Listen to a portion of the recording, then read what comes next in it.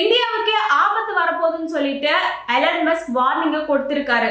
அதாவது கொஞ்சம் வருஷத்துக்கு முன்னாடி இந்தியாவுடைய பாப்புலேஷன் ரொம்ப அதிகமாகவே இருந்துச்சு. அதை எப்படி கண்ட்ரோல் பண்ணலாம்னு சொல்லிட்டு எல்லாருமே யோசிச்சுட்டு இருந்தோம். ஆனா இப்போ இந்தியாவில் பிறக்கக்கூடிய குழந்தைகளுடைய விகிதமானது குறைஞ்சிக்கிட்டே வருது. ஸோ இதனால ஃபியூச்சர்ல இந்தியாவுக்கே பாதிப்பானது வரும்னு சொல்லிட்டு எலன் மஸ்க் சொல்லியிருக்காரு. அண்ட் இந்த ஒரு வீடியோவில் அவர் என்ன சொல்லியிருக்காரு அண்ட் இதனால என்னெல்லாம் பாதிப்புலாம் வரும்னு சொல்லிட்டு இது ஒரு வீடியோவில் பார்க்கலாம். வணக்கம் அண்ட் வெல்கம் பேக் டு சுகன்யாதி ஜேர்னலிஸ்ட். கொஞ்சம் வருஷத்துக்கு முன்னாடிலாம் ஒரு ஃபேமிலியில 10 பேர்கிட்ட இருந்தாங்க. அதுக்கப்புறம் அது குறைஞ்சி 4 பேரா மாறிச்சு. இப்போ 2 பேரா இருக்கு. இதுக்கப்புறம் ஒரு பேரா மாறதுக்கு கூட வாய்ப்புகளானது இருக்கு. அண்ட் இது எல்லாமே 2030-35 நடக்கும்னு எதிர்பார்த்த நிலையில 10 இயர்ஸ்க்கு பிஃபோர் இந்த மாதிரியான விஷயங்கள்லாம் நடந்துட்டு இருக்கு. அதாவது இந்தியாவில் பிறக்கக்கூடிய குழந்தைகளுடைய பர்சன்டேஜ் ஆனது ரொம்பவே கம்மியா இருக்குன்னு சொல்றாங்க. எலன் மஸ்க் குழந்தைகளை பெத்துக்கோங்கன்னு சொல்லிட்டு அட்வைஸும் பண்றாரு. அவருக்கு கிட்டத்தட்ட 14 குழந்தைங்க கிட்ட இருக்கு. அதாவது ஒரு நாட்டோடைய மிகப்பெரிய சொத்து எதுனா அந்த நாட்டில் வாழக்கூடிய மக்கள் தான். இப்போ இந்தியாவில் நிறைய யங்ஸ்டர்ஸ் பாப்புலேஷன் ஆனது அதிகமாகவே இருக்கு. நம்ம எல்லாருக்கும் வயசாயிடுச்சுன்னா நம்மளை பார்த்துக்கக்கூடிய யங்ஸ்டர்ஸ் யாருமே இருக்க மாட்டாங்க. அது மட்டும் இல்லாம உழைக்கக்கூடிய யங்ஸ்டர்ஸுமே கம்மியாயிடுவாங்க. ஸோ இதனால எக்கனாமிக்கலா பாதிக்கப்படும், பர்சனல் லைஃப்லயுமே பாதிப்பானது வரும்னு சொல்றாங்க. வேலை செய்யக்கூடிய யங்ஸ்டர்ஸ் எல்லாருமே கம்மியாயிடுவாங்க. அண்ட் இதனால ஒரு நாட்டுடைய வளர்ச்சியை இது பாதிக்கும்னு சொல்றாங்க. முதியவர்கள் அதிகமா இருக்கிறாங்கன்றதுனால அவங்களுக்கு கொடுக்கப்பட வேண்டிய பென்ஷன், மருத்துவ செலவுகள் இது எல்லாமே இன்னுமே அதிகமாயிடும். கவர்மெண்ட்டுக்கான டாக்ஸும் கம்மியாயிடும். ரீசெண்டாவே ஜப்பான், தென்கொரியா இந்த நாடுகள் எல்லாமே குழந்தை பிறப்பு விகிதமானது ரொம்பவே கம்மியாயிடுச்சு. ஸோ அதே மாதிரி இந்தியாவும் வரக்கூடிய நிலைமையானது வரும்னு சொல்றாங்க. உலகத்திலேயே அதிக மக்கள் தொகை கொண்ட நாடு இந்தியா தான். ஆனா இந்தியாவில் குழந்தை பிறப்பானது கம்மியாயிட்டே இருக்கு. அதனால அடுத்த ஜெனரேஷனே இங்க இருக்க மாட்டாங்க. ஸோ இந்த ஒரு ரீப்ளேஸ்மெண்ட் லெவலானது இந்த இடத்துல ரொம்பவே குறைஞ்சிடும். 1950ஸ்ல 36 கோடி கிட்ட மக்கள் தொகையானது இந்தியாவில் இருந்துச்சு. ஆனா இப்போ 145 கோடி மக்கள் தொகையானது இருக்கு. நம்ம சீனாவையே பின்னுக்கு தள்ளி இப்போ அதுல முன்னாடி இருக்கும். ஸோ வேர்ல்டுல இருக்கக்கூடிய 6 நபர்கள்ல ஒருத்தர் இந்தியர்னு சொல்றாங்க.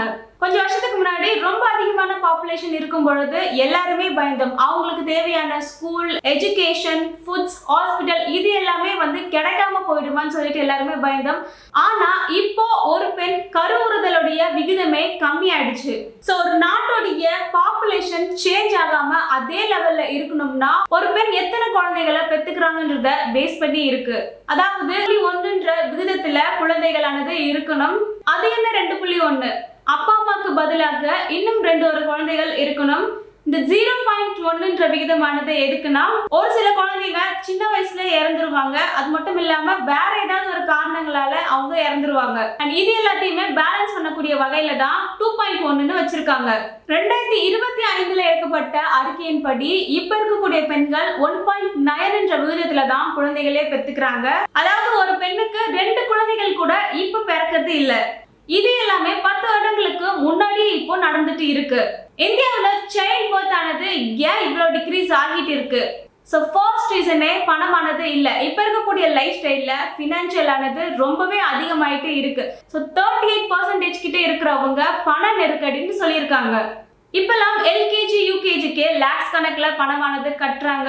ஸோ ஸ்கூல், காலேஜ், அவங்களுடைய மேரேஜ்னு சொல்லிட்டு இதெல்லாம் பண்றதுக்கான போதுமான பணமானது பேரண்ட்ஸ் கிட்ட இல்லாம இருக்கிறது. அடுத்த ஒரு ரீசன்னா போதுமான வீட்டு வசதியானது இல்லைன்னு சொல்லிட்டு 22% மக்கள் சொல்லியிருக்காங்க. அதாவது ஒரு வீட்டுல 4-5 பேரானது இருக்க முடியாது. ஸோ ஒரு சிங்கிள் பெட்ரூம்ல இத்தனை பேர் வாழ்றது ரொம்பவே கஷ்டம். அதுவும் இல்லாம சிட்டிஸ்ல அதிகமான ரெண்ட் எல்லாமே இருக்கு. ஸோ மேனேஜ் பண்றது ரொம்பவே கஷ்டமா இருக்குன்னு சொல்றாங்க. அடுத்த 3வது விஷயமாக இது ரொம்பவே முக்கியமான விஷயம். நாட்டில் வாழ்ற எல்லா மக்களுக்கும் போதுமான ஒரு ஜாப் ஆனது இல்லை. ஸோ ஒரு வேலை இருந்தால் தான் அவங்க ஃபேமிலியை ரன் பண்ண முடியும், ஃபேமிலியும் பார்த்துக்க முடியும். ஸோ ஜாபே இங்கே இல்லாமல் இருக்கிறதுனால அவங்க ஃபேமிலி எப்படி அவங்க பார்த்துப்பாங்க? ஸோ 21% பேர்கிட்ட ப்ராப்பரான ஒரு ஜாப் ஆனது இல்லைன்னு சொல்றாங்க. ஸோ இப்போ லைஃப்ல செட்டில் ஆனதுக்கு அப்புறம் தான் மேரேஜ் ஆனது பண்ணணும்னு சொல்லிட்டு எல்லாருடைய மைண்ட் செட்லயுமே வந்துருச்சு. ஸோ அதனால மேரேஜ் பண்றது, குழந்தை பெற்றுக்கிறதுன்னு சொல்லிட்டு இது எல்லாமே தள்ளி போடுற சூழ்நிலையும் இப்போ இருக்கக்கூடிய சிச்சுவேஷன்ல இருந்துட்டு இருக்கு. நான்காவது விஷயமா அந்த குழந்தைய பெத்தாச்சு, ஆனா அந்த குழந்தைகளை யார் வளர்ப்பாங்கன்ற ஒரு கேள்வியானது இருக்கு. இப்ப இருக்கக்கூடிய லைஃப் ஸ்டைல்ல எல்லாருமே வேலைக்கு போறாங்க. ஸோ அவங்களுடைய குழந்தைய எந்த இடத்துல விட்டுட்டு போவாங்க? ஸோ ஒரு ப்ராப்பரான ஒரு டே கேர் ஆனது இருக்கா? ஸோ அவங்கள ட்ரஸ்ட் பண்ணி விட்டுட்டு போக முடியுமான்னு சொல்லிட்டு பல பேர்கிட்ட கேள்வியானது இருக்கு. ஸோ 18% பேர்கிட்ட இந்த ஒரு கேள்வி எழுப்புறாங்க. அப்ப இருந்த மாதிரியான ஒரு ஜாயிண்ட் ஃபேமிலியானது இப்போ இல்லை. ஸோ அதனால குழந்தைகளை யார் பார்த்துப்பாங்கன்ற ஒரு கேள்வியுமே மக்களிடத்துல வருது. அடுத்த ஒரு ரீசன்ல 15% பேர் அவங்களுடைய ஹெல்த்தே இங்க ப்ராப்பரா இல்லை, ஸோ உடல் நலத்துல நிறைய பிரச்சனைகள் இருக்குன்னு சொல்லிட்டு யோசிக்கிறாங்க. அடுத்து 13% பேர் பிரெக்னெண்டா இருக்கும்பொழுது அவங்களுக்கான ஒரு ட்ரீட்மெண்ட் ஆனது சரியா கிடைக்காத காரணத்தினால பெத்துக்கலன்னு சொல்லியிருக்காங்க. இப்ப இருக்கக்கூடிய சிச்சுவேஷன்ல எல்லாருமே மாடர்னைசேஷன் ஆயிட்டாங்க. ஸோ ஒரு நகர வாழ்க்கையை தான் எல்லாருமே விரும்புறாங்க. ஸ்ட்ரெஸ், டிப்ரெஷன் சொல்லிட்டு நிறைய விஷயங்கள் லைஃப்லயும் வருது. ஸோ அதையுமே பிசிக்கலாவும் பாதிக்குது. இந்த மாதிரி இருக்கக்கூடிய ஒரு என்விரான்மெண்ட்ல குழந்தைகளை பெத்துக்கணுமான்னு சொல்லிட்டு பலருக்கு கேள்வியானது வருது. ஸோ ஒரு குழந்தைகள் போதும்னு சொல்லிட்டு எல்லாருமே நினைக்கவும் ஆரம்பிக்கிறாங்க. கிட்டத்தட்ட இந்த மாதிரியான தாட்ஸ் ஆனது 19% பேர்கிட்ட இருக்கு. அண்ட் மீதி இருக்கக்கூடிய 14% பேர்ல அவங்களுக்கான ஒரு சரியான பார்ட்னரே ஒன்றும் கிடைக்கல, அதனால மேரேஜே பண்ண முடியலன்னு சொல்றாங்க. மீதி இருக்கக்கூடிய 14% பெண்கள் வீட்டு வேலையும் பார்த்துக்கிட்டு அவங்களுடைய குழந்தைகளையும் பார்க்கறதுன்றது ரொம்ப டிஃபிகல்ட்டா இருக்கு.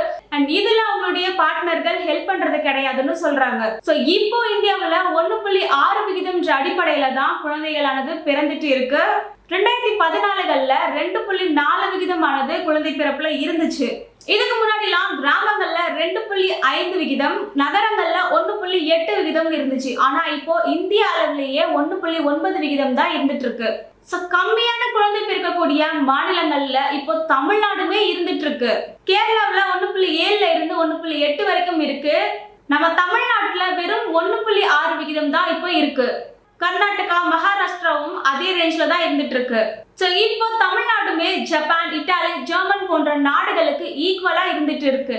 இந்தியாவிலேயே அதிகமான குழந்தை பிறக்கும் மாநிலமாக பீகார் தான் முதலிடத்துல இருக்கு. பீகார்ல ஒரு பெண்ணுக்கு 3.0ங்கிற விகிதத்துல குழந்தையானது பிறக்குது.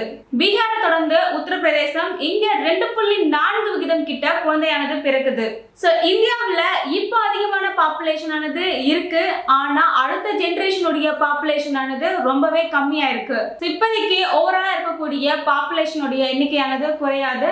இதை பாப்புலேஷன் மொமெண்டம்னு சொல்றாங்க. பட் ஒரு இடத்துல மக்கள் தொகையுடைய வளர்ச்சியானது அதே லெவல்ல இருக்கும். ஆனா அது போக போக குறைஞ்சிரும்னு சொல்றாங்க. இப்ப இருக்கக்கூடிய குடும்பங்கள்ல ஒரு குழந்தைய பெத்துக்கிறது மட்டும்தான் அவங்களுடைய லைஃபோட கோல்னு இல்ல, அத ஒரு பார்ட் ஆஃப் த லைஃபா பாக்குறாங்க. சோ மக்கள் தொகையை குறைக்கிறது ஈஸி, ஆனா அது கம்மியாகிட்டே வரும்பொழுது அதை சடனா இன்க்ரீஸ் பண்ணோம்னா ரொம்பவே கஷ்டமானது ஆகும். சோ ஓவராலா நாட்டுடைய வளர்ச்சியுமே இது பாதிக்கும்னு சொல்றாங்க. இத்தாலி, ஜப்பான், தென்கொரியா இந்த மாதிரியான நாடுகள்லாம் குழந்தைகளை பெத்துக்கணும்ன்றதுக்காக அவங்களுக்கான சலுகைகள் எல்லாமே கொடுத்திருந்தாங்க. அப்படி இருந்துமே அந்த நாட்டுல அந்த அளவுக்கான மாற்றமானது வரல. ஸோ மக்களுடைய மைண்ட் செட்ல ஃபினான்ஷியல் ஸ்ட்ரகிள், அவங்களுடைய ஸ்ட்ரெஸ், டிப்ரெஷன் சொல்லிட்டு நிறைய விஷயங்கள் குழந்தை பெற்றுக்கிறதையுமே பாதிக்குது. ஸோ குழந்தைகளை பெற்று அவங்களுக்கான தேவையான விஷயங்களை பண்றதுக்கும் அந்த ஃபேமிலியில இருக்கவங்க ஃபினான்ஷியலா இருக்காங்களா, அண்ட் அதுக்கான இந்த சொசைட்டியுமே ரெடியா இருக்கான்றது கேள்வியா தான் இருக்கு. அண்ட் இந்த மாதிரியான விஷயங்கள்ல சேஞ்சஸ் ஆனது எப்போ வரும்னு நீங்க நினைக்கிறீங்க? இந்தியாவில் சைல்ட் பர்த் விகிதமானது கம்மியானதுக்கு என்னென்ன ரீசன்லாம் இருக்கும்னு நீங்க நினைக்கிறீங்கன்னு கமெண்ட்ல சொல்லுங்க. இந்த ஒரு வீடியோ உங்களுக்கு யூஸ்ஃபுல்லா இருந்தா like, comment, subscribe and share பண்ணுங்க. மீண்டும் அடுத்த ஒரு வீடியோல மீட் பண்ணலாம். தேங்க்யூ, பாய்.